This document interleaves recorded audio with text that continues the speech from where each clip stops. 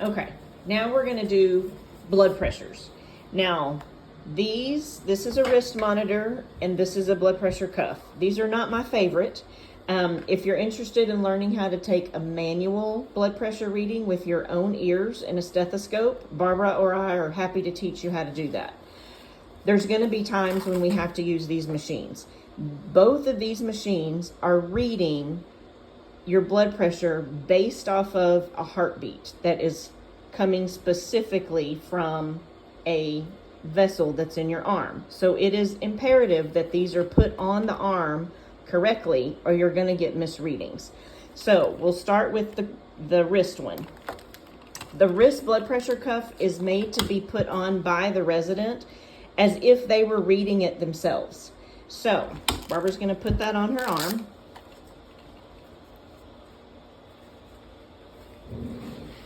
And walk around this way.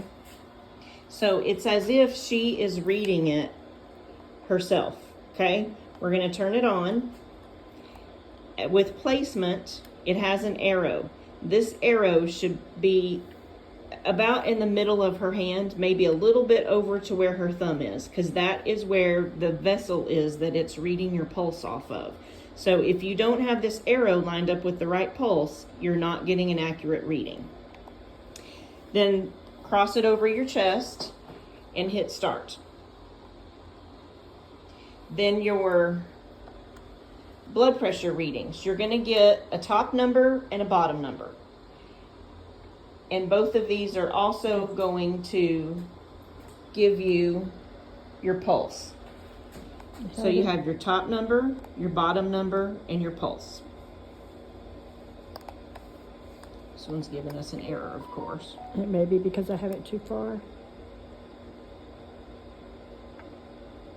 Okay, so reposition.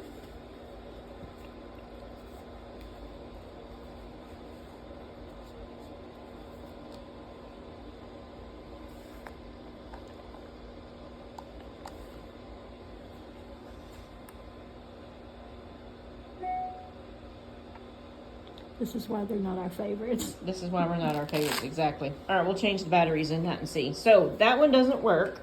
So let's go get the other blood pressure cuff.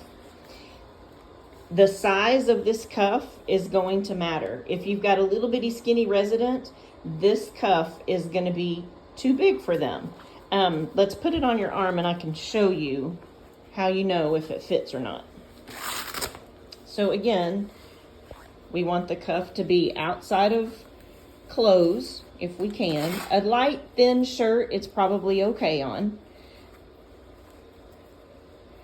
Bend your arm.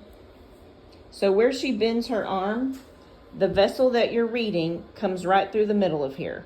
So this tube has to be lined up with that vessel. So put the cuff on, make sure your tube is in the right place. Sometimes some cuffs have an arrow instead of a tube, that your tube may be over here, but there's a picture of an arrow. The arrow needs to be lined up in the center of the crease of the arm, about 2 fingers above where your crease is. The other way that you can check to make sure that it's a good fit is that you should be able to only slide 1 finger underneath here, if that. And if it's tighter than 1 finger, that's okay. It should not be looser than 1 finger, or again, it's a misread.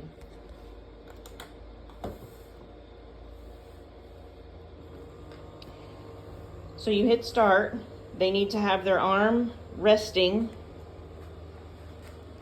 If their arm's shaken, you're going to get a misread. It's going to pick up the shake instead of the pulse. We also want their legs to be uncrossed and no talking.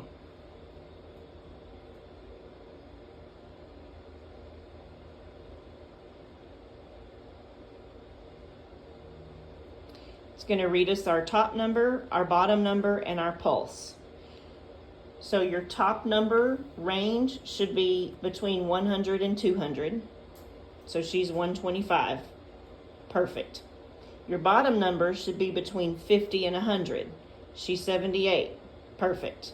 Your pulse should be the same as it was on your pulse ox. So a normal pulse should be anywhere between 50 and 100. She's at 74. You're going to live another day. Show up to work. So I want you charting these numbers. I want you to know what the numbers are when you get them. Know when to call someone and know when a reading is a misread. If you get a number on here that sounds very squirrely and your numbers aren't within your range, reposition your cuff. You can move it to the other arm. You can give the resident about 15 minutes or so. Maybe they've just been up to the bathroom and come back. Maybe they've just gotten woken up from a sleep. Then reposition, come back in 15 minutes and try it again. If you get 2 crazy readings in a row, I want you to call us. If you get a reading that is 210 over 115, I want you to do the same thing. Reposition, give them about 15 minutes, retake the blood pressure, and if you still are getting squirrely numbers, give us a call.